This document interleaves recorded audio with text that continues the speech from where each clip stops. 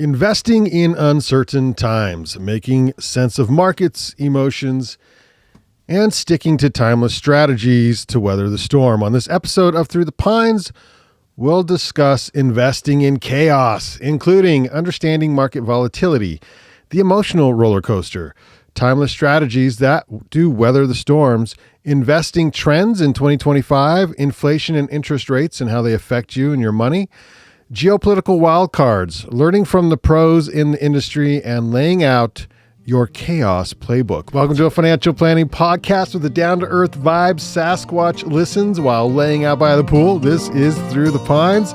We welcome back Rex, Baxter, and Brandyn Smith from planwithbaxter.com. Go figure. They are the 2023 and 2024 and 2025. It is official. Forbes best in state wealth management teams for Utah. Advisor, I keep missing you.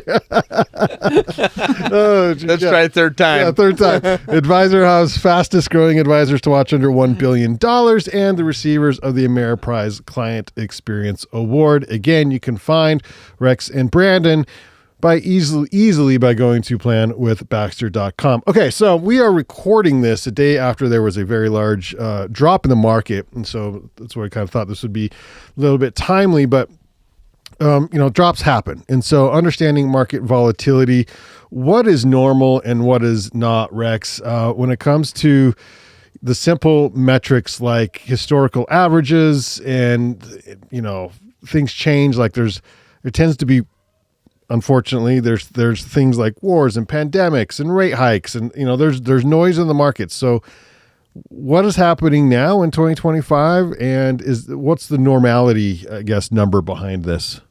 Well, again, thanks for having us. And yeah. For those that are watching the podcast, yes, I am awkward. So,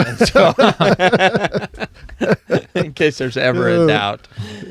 In the cutest way, the funnest of all ways. In the funnest of all ways. So, yeah, so here we are recording this in March of 2025. And, there's a lot of variables, unknown variables associated in the market and the economy and the world right now. And so we've started to experience a much bumpier market. I always like to say volatility, and yet typically when people hear the word volatility, they just think of down. Right? But volatility can be both directions. It can be up or down. It just means a very bumpy market, up and down. The last week or so, we've experienced a fair amount of down. I think yesterday the markets were down about 2% or so. Overall for the day. That's like an average between all of the... Yeah, well, I think I think it was an average between the Dow and the S&P. Yeah. I think the NASDAQ might have been down a little bit more than that. As tech heavy as the index is with the NASDAQ. And I think technology types of companies have been hit a little harder during these swings, especially after the huge run-ups that we've experienced in technology over the last year or two. Mm-hmm. So I think these kinds of swings are very normal. I think that you tend to get a market downturn, and Brandyn probably has some numbers on this, but you tend to get, to where we're down, maybe 10 to 15% at some point almost every given year. Yeah. JP Morgan did a study on that, and over the last 40 years, it's averaged just about 14, exactly on the dot, a negative 14%, at least some point given in the year. During the every year. Yeah. Every year, the market is down about 14% from peak to bottom at some point just about every year over the last 40 years. And so as a general investor and someone who watches like the financial TV shows, which probably you would tell me not to, but I've heard things like the market's overinflated. Is that part of the reason what we're seeing right now, or that's just the markets being the markets? Well, I think it's a combination of things, and I think people always try and explain the why after the downturn. Mm-hmm. I think that's extremely common, especially when you're watching TV shows and listening to radios and possibly even listening to podcasts. Yeah. And so I think it's easier to describe after the fact. But I think a lot of it is that the market had been on a fairly steady climb since the downturn of 2022. We'd recovered in 23. We had a strong market that year. We had a strong market in 24 until about the fourth quarter. We started to soften up just a little bit. And so typically after you get a good, strong rebound, a good, strong climb like that, you're going to have a market that takes a breather and has a downturn. And so could that be part of it? Absolutely. Is there some political uncertainty on a changing of a presidency and the way that he's, treating his policies in regards to the economy and the impacts that may have on the overall market, whether it be tariffs, whether it be taxes, whether it's, any of these other issues that are going on? Absolutely, that could play a role. And so I think it depends on who you're listening to as to who they're going to point the finger at and what their narrative is. But I think it all plays a piece of it. And to just signal one area versus another, or make up a stat and say it's 90% this, it's one of those famous made up stats. I think that's, if you're going to buy into that, I'm not sure I would. So okay. To answer your question though, is this unusual, right? This pullback that we've had. The answer is no, it's not unusual at all. In fact, it would be unusual if it didn't happen at least once or twice a year. We're not to negative 14% yet. And when we say things like the S&P 500, so the S&P 500 is an index, meaning a basket of stocks, because we want to know, what did the market do today? But what is the market, right? There's literally thousands of different stocks, hundreds of exchanges across the world, where they trade these different stocks. What is the market? And so a lot of times people quote the S&P 500, which is 500 of the largest companies in the United States, right? And so we just grab those 500 and say, how did those do, right? And that's an index, and it gives us an idea of how the market's doing. You got like the Dow Jones Industrial Average, which is just a different group of stocks. And so, or the NASDAQ, right? That's a different group of stocks with different, tech weightings or the Barclays Ag, right? Which is bond stuff. And so anyway, when we talk about the stock market, the S&P 500 is probably the most quoted one, that and the Dow. To see a drop any given year of negative 14%, that is incredibly common. We're not there yet. My guess is this. I wouldn't be surprised if this little tantrum ends up being a negative 14% tantrum. But then with that said, you also have to recognize the S&P 500 has averaged over the last 50 years anywhere between 10 and 11% annually, right? And so even though we have these every year we see an intra-year drop of 14%, it comes back and then some typically. Right now, every once in a while we get one of the big downturns, like a 2000 tech bubble. We get a 2008, right? We get a COVID crash. And those sometimes can cut by 40-45%. And might take 3 to 5 years to recover from, and those are the bigger ones. But even with those, we're still seeing that 10 to 11% average annualized rate of return on the S&P 500. Now, just because it's done it in the past doesn't mean it's going to do it in the future. But 50 years is a pretty good track record. And you have to ask, well, what's driving that?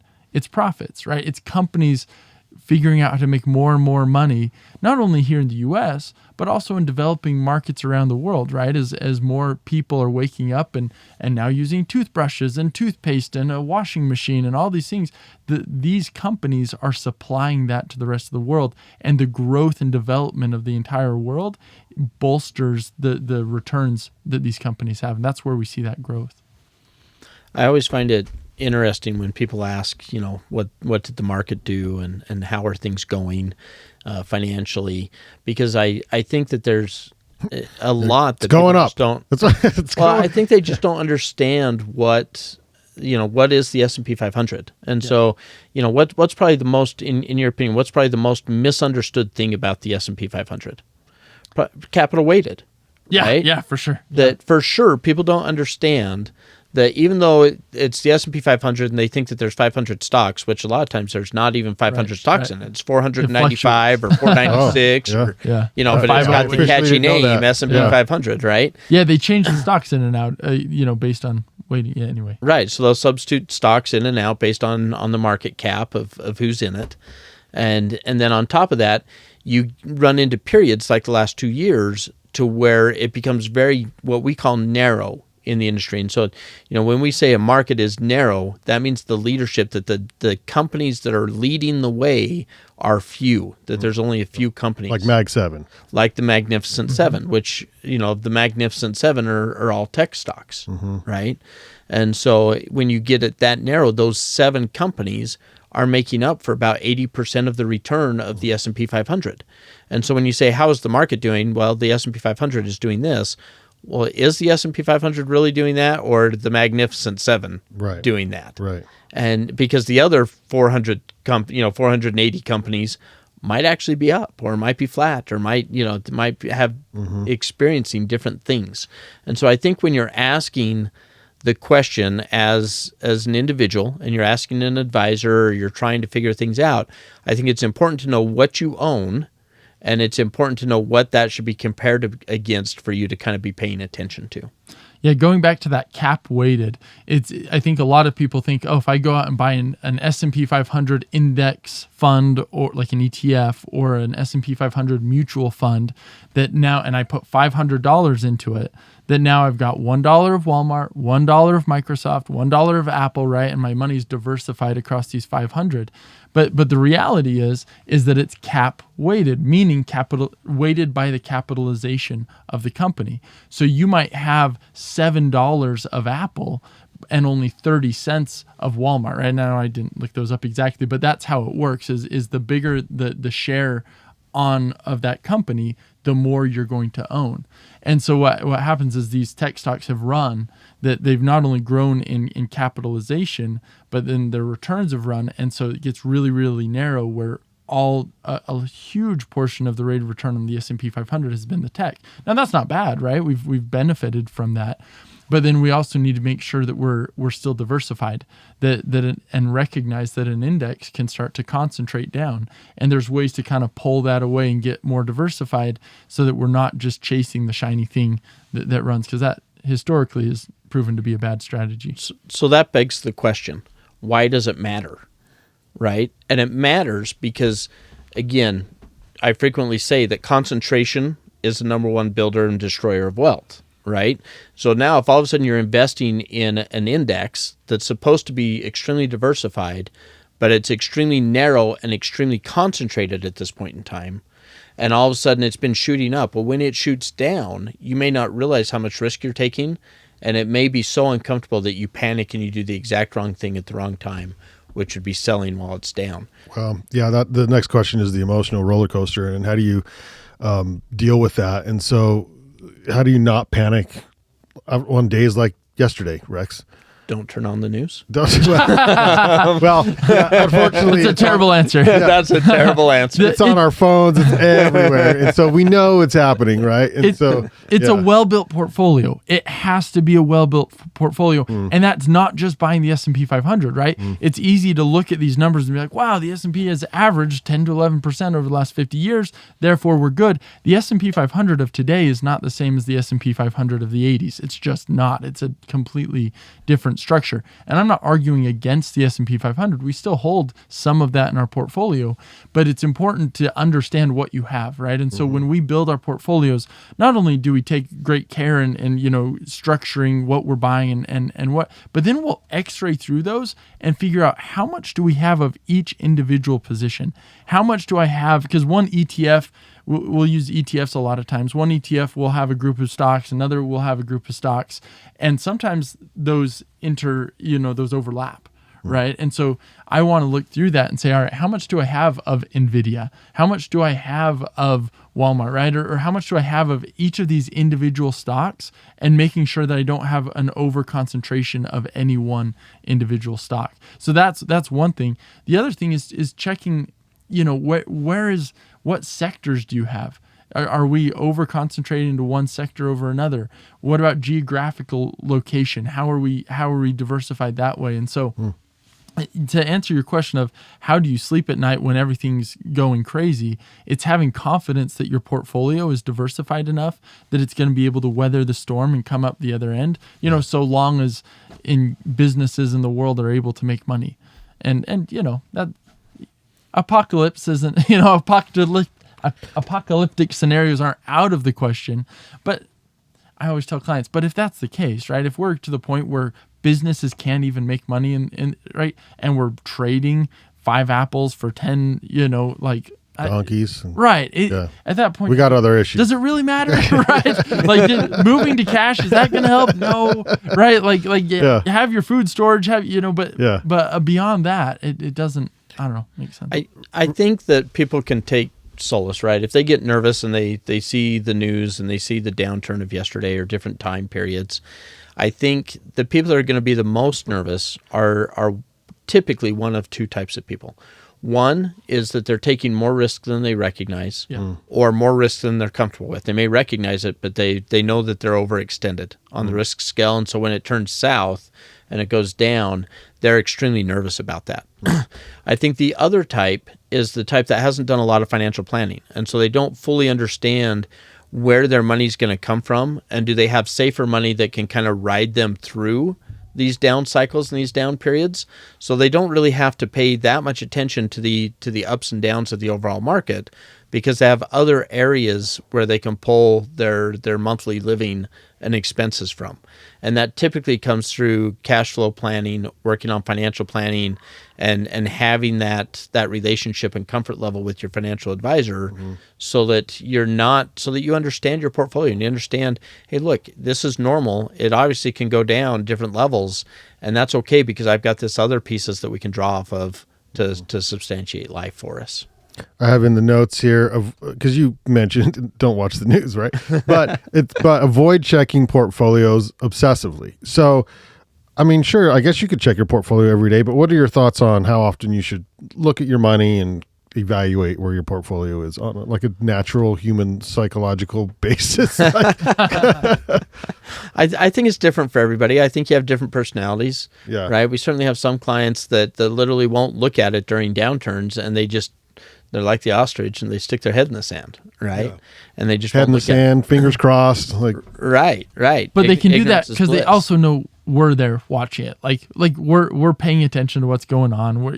And that's a different scenario when you've gone through the financial planning process. When we know we've got enough safe money set aside. When we know we've got that's a whole different scenario as an individual versus a financial advisor. Okay, then I have a question for you because I'm assuming on the front end is where you make all the correct decisions and you set everything up properly. But are there times when you have to call clients and say, because of such and such scenario, I feel like there's a time now that we should make a change in your portfolio? Well, I think you should be on a regular cadence with your advisor and meeting regularly. Oh, okay. Whether that's quarterly, semi-annual, trimester, whatever the cadence is for you. And so you should be reviewing that consistently over time. So in other words, doing that, then if you got one day where the market takes, we're not having these conversations. Right, because we just had a conversation a month ago and we know kind of where we're at, or we're going to have another conversation in 3 months. Yeah. And we know that we're comfortable from that time period to the new, to the next meeting schedule. Yeah. And so if we have to make a minor tweak, if it looks like it's a 3-year event to where it's, going through the tech bubble of 2000 to 2002, to where in 2000 you had the market that might have been down 7 or 8%. And in 2001, it might have been down, 14%, and 2002 maybe down 22%. So 40% over that window. By the time you're getting into 2002 and 2003, you need to make sure, okay, look, we've planned this out for kind of 5-year cycles or whatever the time period is that you and your advisor planned that out for. Mm-hmm. If this continues, we may need to adjust that strategy at some point because we want to make sure that we've got another 5 years, right? Yeah. And so you absolutely do need to be paying attention to that over time, but it shouldn't be a sudden, oh my gosh, this happened, and tomorrow I need to, do a 360 and flip directions. Yeah. It should be a gradual, adjustment if we need to make gradual adjustments to the risk level or to the overall portfolio. And that should be much slower over time. Okay. It's never a knee-jerk reaction to quick movements in the market, because that almost always is a bad decision. It's paying attention to more of the macro environment, right? The economic situation at large, and saying, all right, what are interest rates doing? What are large cap companies versus small cap? What are value driven versus growth driven companies? And making minor adjustments to try and get some inefficiencies along the way. It's not the knee jerk. It's not the pull out of the market, try and jump back into the market. I've watched people do it. It rarely works out well. Okay. So these are strategies to weather the storm. What are some other strategies, Brandyn, to help people, I guess, set yourself up for success in the beginning? The number one thing is and you kind of alluded to it earlier, you have to build your portfolio, even in the good times. I'm always talking to my clients, like, you never know when the next 2008 style crashes around the corner. You just don't. Like even if you have perfect analytics, a perfect team of analysts, you can't predict future events. You can't predict dictators in other countries. You can't predict elections. You can't predict all of these huge changes that are going to adjust the portfolio. And so we start with a financial plan.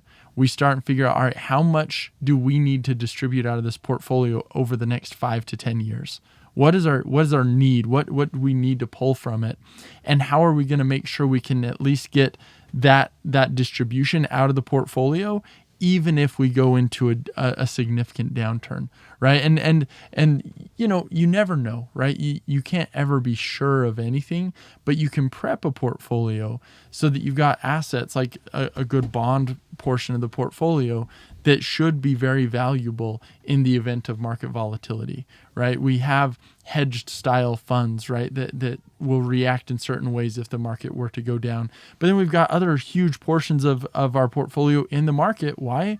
Because how do you beat 10 to 11% annually on average, right? Even though it's got volatility. And so you blend that with the plan and you put it all together, and then you sleep at night knowing that, hey, I don't know what's going to happen next year, right? We've got a guess, but I don't know what's going to happen. But if the market's up, we're in a good place. If the market's down, we've got a plan B to get through it. And that is how you keep your head on straight and not make significant bad market decisions. Okay. Rex? One of the challenges, I think, during these time periods is what do you do? I just sold my house, or I just sold a business, or I just received an inheritance, and so I've got an extra $500,000 in cash, and the market just. This is an example, by the way. Yeah, just an example, right? Yeah. This isn't me personally. Yeah. So sounded like it for nor a second. Brandyn or Brandyn, right? Yeah. But as an example, if you come into some money in the middle of market volatility, in the middle of a market downturn, what do you do?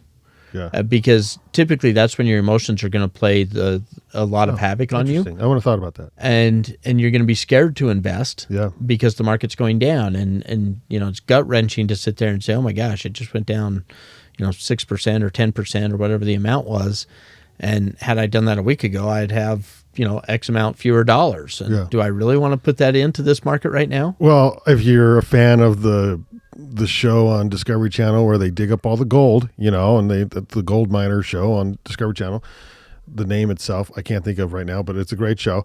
But the gold miners, they're literally watching the price of gold because they're on when to go and trade in what they've dug out of the ground. You know what I mean? It's like, oh, today's a good day to go trade in my gold or whatever. Right. So, gold's up $2 an ounce. Right, I'm going to go trade it in. And it's but it's that psychology, because you have no idea what gold's going to be tomorrow. Right. Right. And so you're going to kick yourself. All of a sudden it went down $2 an ounce or whatever it is.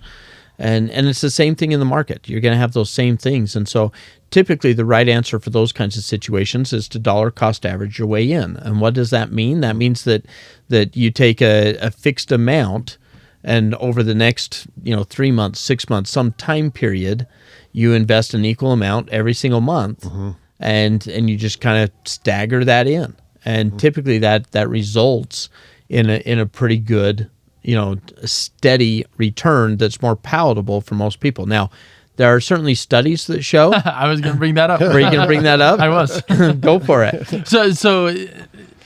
Wait. Are you saying like there's studies that show that dollar cost averaging is not work? So there's a really key point here. Dollar cost averaging is essentially what Rex described, right? Where you put a little bit in every month. To mitigate risk. Right. And if the market's up, you're buying fewer shares because it's more expensive. If the market's down, you're buying more. Okay, so on paper, this sounds great. Yeah, and over time, over a year span, your buy-in price will literally be, almost in all scenarios, will literally be lower than the average price, which if I can buy in lower than the average price, that's a win. And that's one of the reasons 401ks work so well, is they really use dollar cost averaging to their advantage. However, all these studies, right, show, and they say, well, if the market's up by 10% per year, are you better off to just throw it all in January 1?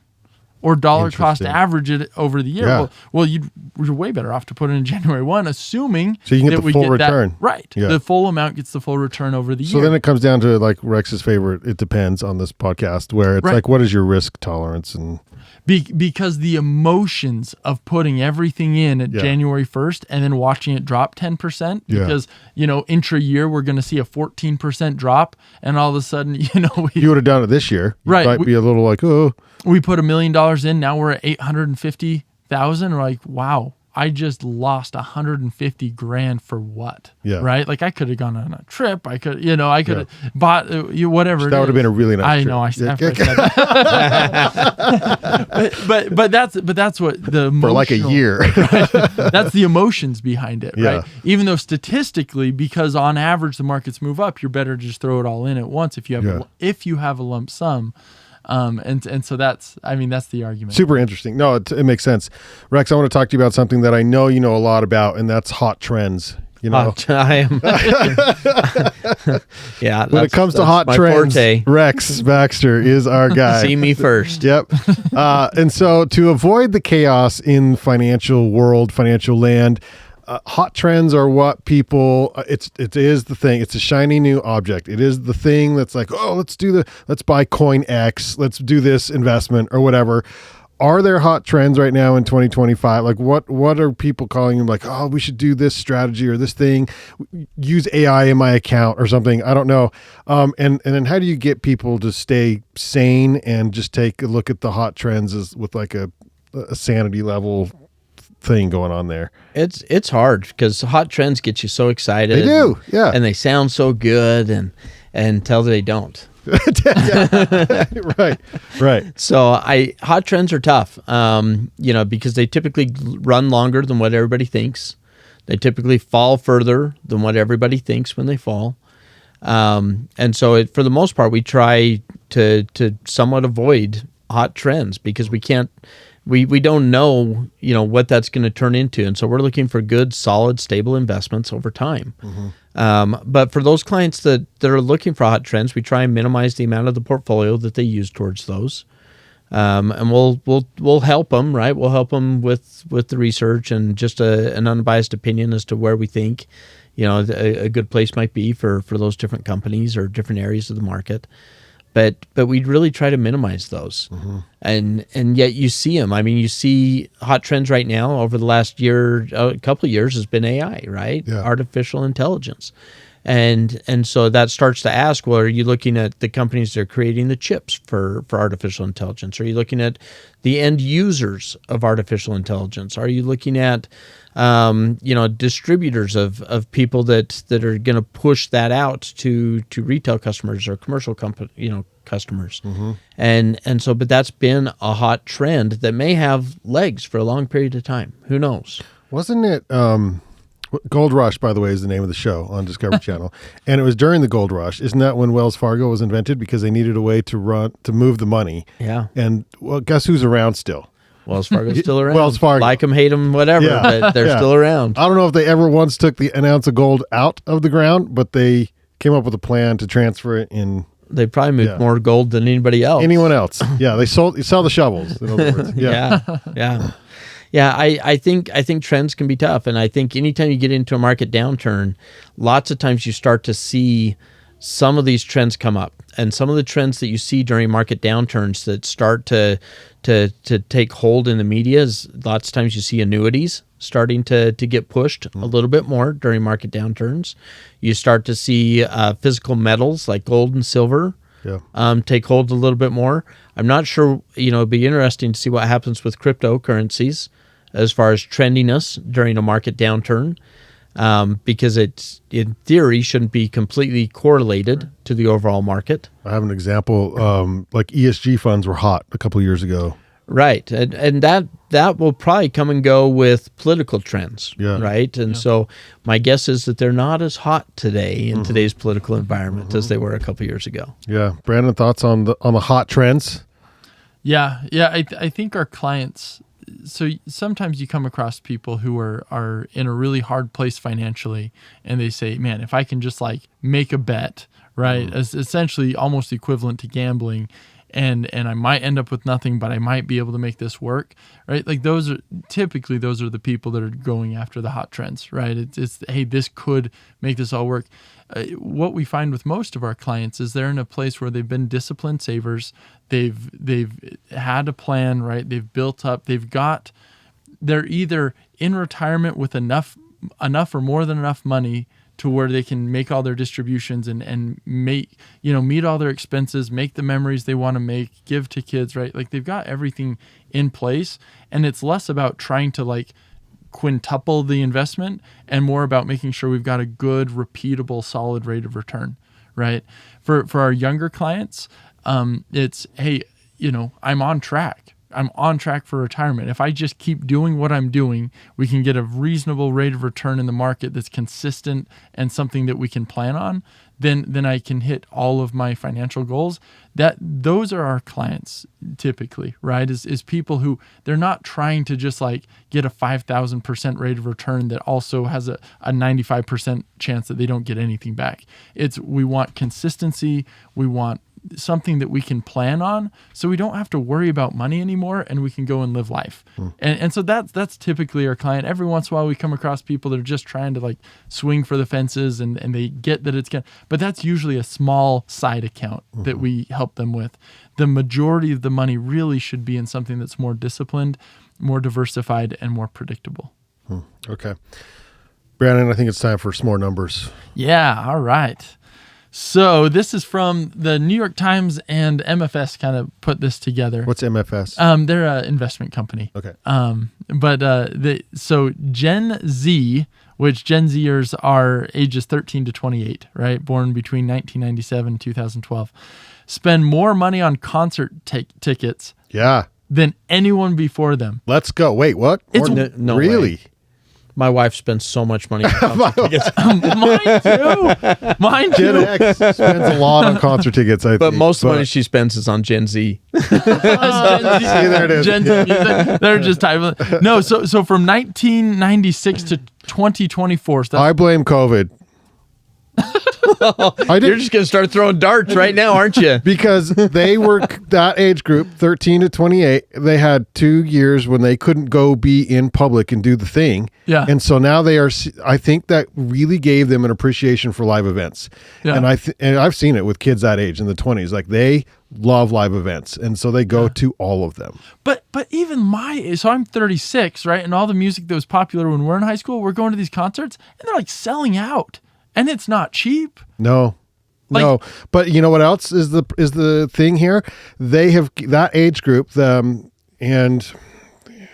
age group have looked at the current economic American dream and said, I'm never going to have that. I'm not going to have a house. I'm going to go to this concert. I'll spend my money here because they can't see a way through the traditional way.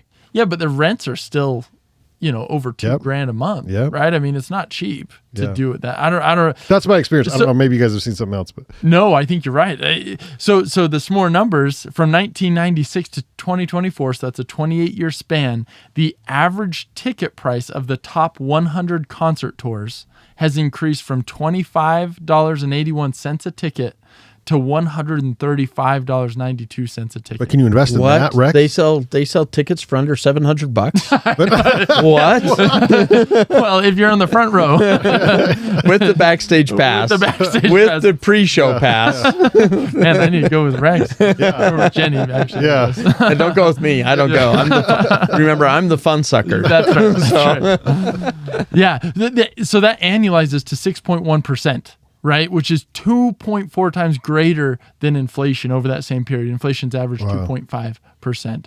Interesting. And it's, I guess I bring this up. It's a fun topic, but But like we think of inflation as being such like everything increases by 2.5. No, some things run dramatically, like education, like home prices, like concert tickets, and then other stuff actually comes down, right? When you look at like TV prices, it's wild. What like if you like a huge TV back in the day was like a 50-inch TV, and you can pick those up for like next you had to to be a nothing. millionaire to buy those, and then now it's like it's the door prize at, at Walmart on the Christmas sale, you know. Yeah. So, Black Friday. Yeah, Black Friday. Yeah. So it's wild how that has changed. Yeah.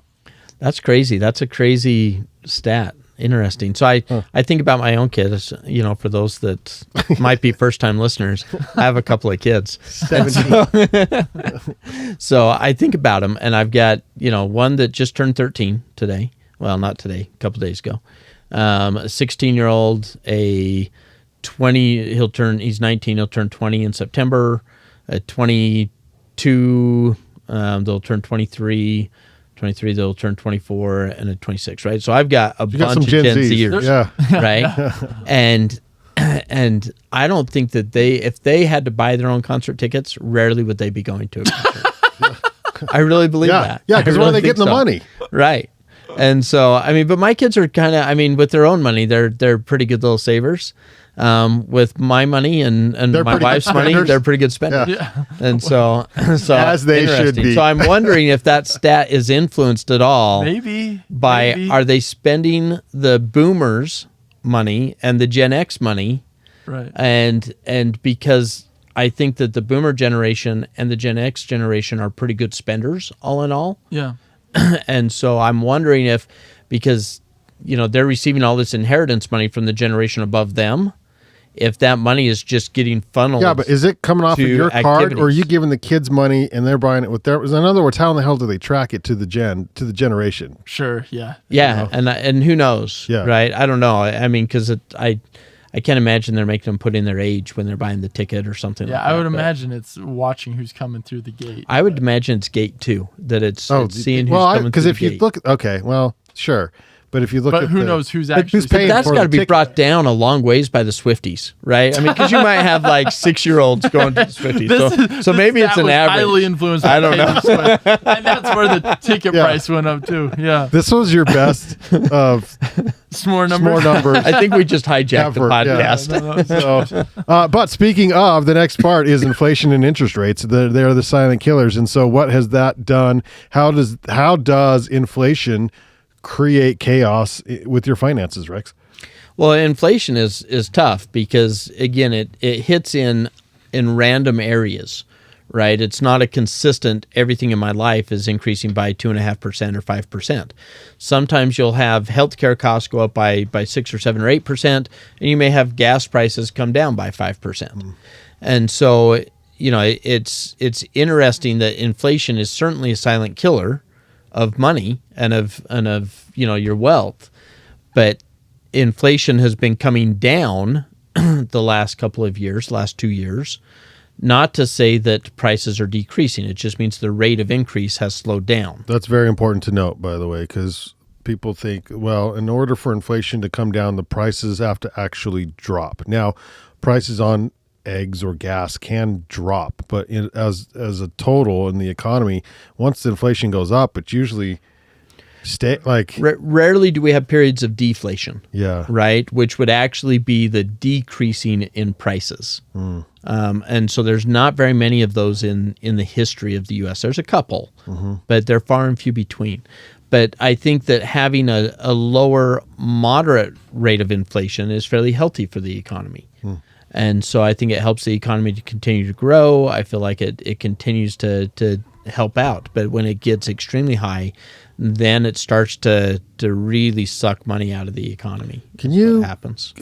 Let's see if we can do this with just like quick math, like in our heads. So if you were making, say, 50,000 10 years ago, and you're making 50,000 today, to give you an idea of how inflation impacts, like what would how much more would you have to make today than 10 years ago to sort of be on the same Okay, so I'm going to take a You know what I mean? wag. I'm going to take a wild guess, Yeah. and Brandon's going to check my math. Okay. Right? A little bit. At 2.5%? At 2.5% Is that where we're at over rate. the last 10 years of the average? Yeah. Okay. Well, not the last 10. The last 10 has been up a lot. That's I'm talking about the last 10. Well, the last 10 might be 3.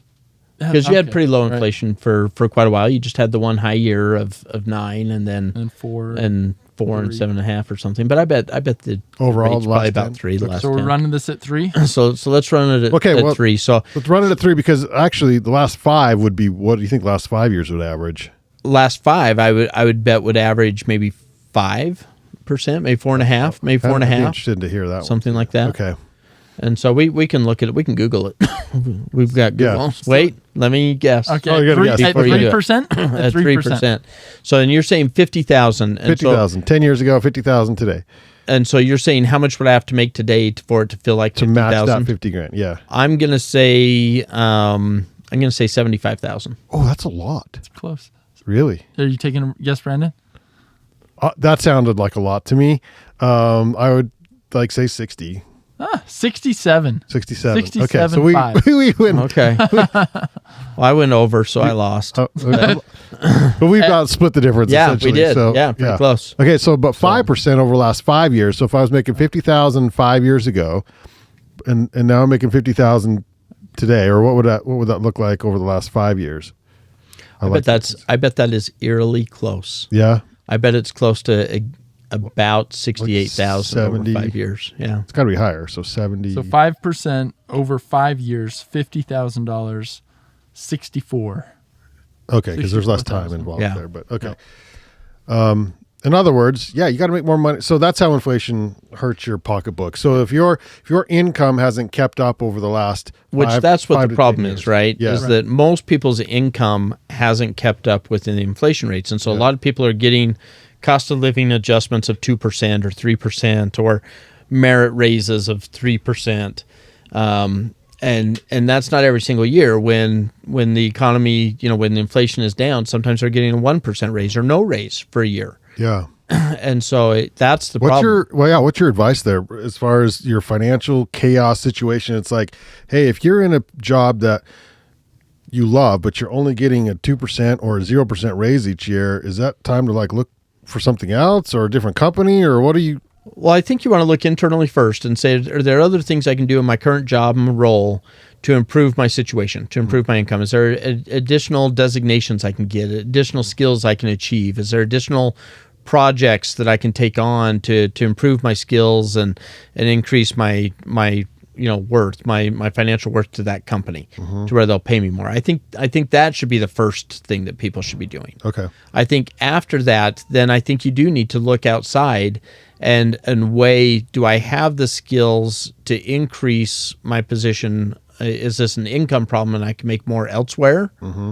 Or is it a skills issue to where I need to increase my skills so I can make more elsewhere?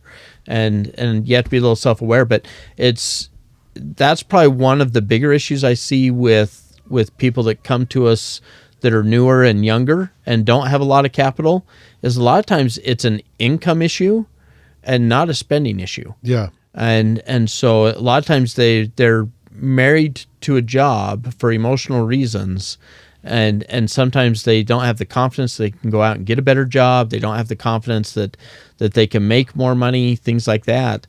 And at the end of the day, they need to find a way to go make more money. I have noticed that the younger generations, millennials, maybe Z's, are I mean, X is even bet more than the boomers as far as changing jobs, but the younger ones are like, no, they're switching all the time. So, oh yeah, yeah, they're in and out of jobs faster than my head can spin. So. Rex is like, I got to hire some of these people, and it's like, yeah, it's scary to hire that generation because they do change jobs so frequently. Yeah, Or at and least it's if hard you to see want a to put resume, time into them. a resume with a lot of changes. Yeah. Well, let's chat. We sort of touched on this, but as far as chaos goes, geopolitical wildcards, we cannot predict wars, trade, sanctions. So this kind of goes back to the same answer, though, Rex. What do we do?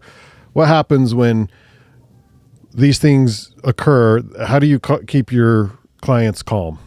So we try to control the things that we can control, right? And we can control the diversification of the portfolio. We can try and control the amount of risk that we're taking versus how much money's in the market and how much is not in the market, and things like that. Those are the things we can control. I can't control if tariffs are on today and off tomorrow. I can't control if somebody's going to invade France, right? I can't control if North Korea and South Korea are going to start fighting, right? Those are things I can't control. Now, can I react to them?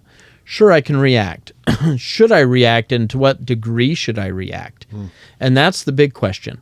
And I would say that, again, reactions, typically you want to be fairly slow. You want to make sure that you've got the facts, and you want to make sure that you see, is this going to have a short-term impact to where I can just ride through it and where I'm going to be fine on the other side, as opposed to me having to guess and make 3 or 4 decisions that are absolutely accurate in order to end up at the exact same spot. Because if you have to, if it's a choice of riding through or trying to get 3 decisions perfectly accurate, I'm going to ride through, because very few people are going to be able to get those decisions accurate.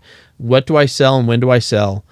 How long am I out? When do I buy and what do I buy back into? Those are very difficult decisions to make and to time and to get right. And so, typically we're going to try and ride through those. We will try and navigate. We may reduce our international exposure if we're extremely concerned about international impacts of things that are going on. We may reduce possibly our financial exposure or our technology exposure if we feel like there's certain areas that are extremely overvalued, or there's an increased unforeseeable variable risk in those different areas of the market. Then we may reduce those exposures slightly and underweight them. But rarely are we going to make a wholesale decision of, oh my gosh, we're going to have zero technology and we're going to have zero financials, because nobody can predict that future, and everybody's going to be wrong on occasions. And so you want to make sure that you still are extremely diversified by having all of those. But again, you may slightly weight things differently. Okay. Brandyn, being a professional financial advisor, you, with your own money, I mean, this is the advice you take, right? So it's like, what do the pros do? But like, you don't teach different advice than you do yourself, right? Like, there's no hacks or anything that you do differently yourself that you wouldn't just tell a client, right? Like, right. No, literally, I've got my money invested like exactly the way I invest my clients, like dollar for dollar. I might have a little bit set aside if I like in more of an emergency fund, right? Because my income fluctuates with the markets and things like that. But as far as my long-term investments, it's exactly the same. Now, my clients that are closer to retirement have more bonds than I do, right? Because I've got a lot more time before retirement. But yeah, as far as the strategy and everything else goes, and it's funny, not only are the investments the same, but then I use the same financial planning software and I build my financial plan out the exact same way I do for my clients. And then I even bring Rex in and say, hey, Rex, am I crazy? Right? Like, here are my assumptions. Here's what I'm thinking. I want a second opinion. And it just feels good to have that second opinion, to make sure I'm looking at it right. Like, it's, even though this is what we do all day, every day, it feels really good to walk through the same steps myself. Yeah. Rex, has there ever been a time when you something happened, something occurred, and you were like, ooh, uh-oh, I gotta look at my portfolio, which in turn means I gotta look at all my clients' portfolios. For sure, right? Like the financial crisis, right, of 2008, you saw a lot of companies go out of business. You saw, companies like Merrill Lynch or Bank of America or Lehman Brothers, things like that, go from maybe $100 a share down to $3 a share, right? I mean, that's significant. Yeah. And so when you're going through an extreme market dislocation like that, then I think it's extremely important to try and remove the emotions, which is so difficult to do, especially with your own money. But to take a step back and say, okay, realistically, what do I think this looks like? What do I think the recovery is going to look like when that happens? Because I'm not a doomsday guy. I'm not one of those guys that believes that the world's going to end. And could it happen? Like Brandyn said, absolutely anything can happen, right? But I'm not in that camp. I'm in a more positive, upbeat, optimistic camp to where I feel America is a wonderful country. I feel that, the capitalistic style markets that we have is still the best way to grow money over time. And so because those are my core beliefs, then when I get into a market dislocation like that, I have to believe that there is a recovery. And so the question becomes, what do I do to try and maximize that recovery? Do I just ride through this? Do I need to buy into these things that are down significantly and start to overweight the area that's been beat up the most? Do I need to move money into larger companies or smaller companies, or how do we make these adjustments? Just not with my money, but with all of our portfolios. Yeah, and how do you separate the two? Because you're like, oh yeah, I'm looking at this like personally, but then how do you detach yourself and say, well, my client should probably be doing this? So it's so like with Brandyn, it's nice when your money is invested the same way as your clients, No. right? Because that way you don't have to focus on your own money. Yeah. And it's much easier for me to be unemotional about my client's money than it is my own. So if I know that mine's just going to be mixed in the fray of everything else, then I can just focus on the clients and I can just focus on the risk of their portfolios, where we need to be, and I know that mine will fall in line because it's tied in. Yeah. In that same manner. And so that makes it easier to remove that emotion. Okay. I asked AI to kick out a chaos playbook, okay, for financially. Oh boy. Steps to start today. Number one, assess your risk tolerance, quiz or framework you can use, whatever. But assess your risk tolerance. Number two, and this is going to be a little rough for you guys, build a chaos proof. I know proof is a strong word. Wow, that's there. a big word. Big word, Chaos proof. Chaos proof portfolio. So a mix of assets. Now this is funny because AI said a 3 to 5 year view, which, okay. And then last one, step 3, set a review cadence, which we talked about, quarterly, not daily, to stay sane and strategic. So how would you rate AI's chaos playbook, Rex? So I think 1 is good, right? You should always be assessing and reassessing your risk tolerance. I always find it interesting because people come to me and they're much more aggressive during up markets when I first meet them. And then all of a sudden we revisit their risk tolerance during down markets. And it might have shifted a little bit. Yeah. And so typically it's nice if you've gone through a full market cycle up and down with your financial advisor, then typically your financial advisor will have a fairly good idea of what you can tolerate at that point. But if you're just meeting your financial advisor for the first time, then it's important to run through those processes with him and let that advisor challenge your preconceptions to see if they're being biased by the current market environment. So number 1, completely agree with. Okay. Number 2 was chaos proof portfolio, but it doesn't have an example of a chaos proof portfolio. No. Right? No. And do you think there's a reason he doesn't have a 3 to 5 chaos year view? Yeah. Yeah. So I think 3 years is a little bit short. Yeah. I think you need to look at kind of 5-year cycles or longer. You're gendering AI, by the way. I just wanted to know. Yeah, I did? That's funny. Yeah, I thought it was funny. Should I say they, them? Well, what should I use? Well, I mean, you guys, yeah. Is it an entity? We don't know. What is it? I don't know. It. Yeah. Okay. AI. Yeah. All right.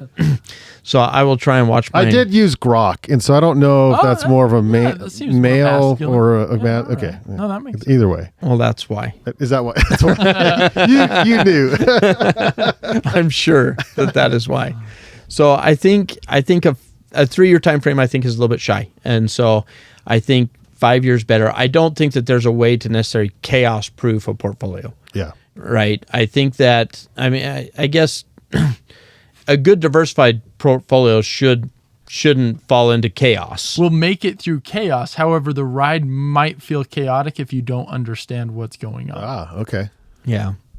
I think, but there's always areas. It's funny when somebody says, I'm going to do this proof, whatever it's chaos or whatever it is, right? Proof portfolio, because typically they're weighted in some area and sure as can be where there's some sort of market environment that could happen that could tank that portfolio. Yeah. Right. I mean, the market is famous for making fools out of the maximum amount of people at any given point in time. And that would include AI, in my opinion. Okay. So number 2, I would change. Okay. And then, the review cadence, which I think we agree with, right? Yeah, I think that's critical, don't you think? Yep. All right. Anything else, Brandon, on chaos in the financial markets here and how to prepare for that? No, I think you just stay. You have to have a really good methodical process and understand what the market is and that it's got its ups and its downs, and we're not investing hoping that we don't see a major market correction, because it's always going to happen, right? Like that's part of it. And when we invest for that. We understand if we're a little sailboat going out into the ocean, we understand that there's going to be a storm. Like we're going to hit a storm, and so we've got to be prepared for it. And there's going to be headwinds and there's going to be tailwinds, and we've got to just be prepared and have enough tools on the boat so that we can navigate through whatever happens. And I think portfolios are incredibly similar to that, where we don't know when the storm's going to hit or what it's going to look like, but we do know that, we can get through it with, as long as we're stay diversified, stay the course, and just check in regularly. I think one of the things is we go back to 401k plans and dollar cost averaging a little bit, money getting put to work regularly. And I think the younger you are and the more time you have until your goal, whatever that is, if that's retirement, if it's 10 years till you're going to buy a house or whatever it is, then volatility is actually your friend if you're dollar cost averaging. Because again, you're buying more shares at cheaper prices. Yeah. As long as you have a good solid portfolio and a good diversified portfolio, then you should, and sometimes this may sound terrible to people, but if you're 20 years old, 30 years old, 40 years old, 50 years old, and this is your retirement money and you're putting it into your 401k plan, this is probably a really good thing for you. Yeah. And as much as as uncomfortable as it is, you may want the market to drop 30%. This meaning the drop that we're seeing right now. Yeah. Well, or 2 or 3 or 4 times bigger than this drop would be a net positive for you as long as we get a recovery. Yeah. Right? Which history has proven. As long as we're not bartering apples. Right. As long as we're not trading for donkeys. Oh my God. Right. Which, then it's a good thing. If you got a lot of donkeys, I don't know. So maybe. So I think you need to put things into perspective in regards to your goals and the work you've done on putting your portfolio together and the work you've done on your financial planning. And if those items are in alignment and you're meeting regularly with your advisor, then this should not be a stressful event for you. Love it. Thank you, Rex and Brandon, for being on the podcast today. If you would like to get a hold of Rex or Brandon, go to planwithbaxter.com. If you found value in this podcast, you can consider supporting us at the Banyan, buymeacoffee.com/Banyan Media. You can set up like $4,000 monthly investments to the Banyan Collective. Dollar cost average into the Banyan Collective. I think that's a really good idea. Yeah. Again, not investment advice. This is not investment advice. This is give me money advice. Buymeacoffee.com/Banyan Media. You can watch and subscribe to us on YouTube at Through the Pines, like our Facebook page at Pines Podcast, and follow us on Instagram, Pines_podcast. This has been Through the Pines, reminding you to use yesterday's dollars to finance tomorrow's dreams.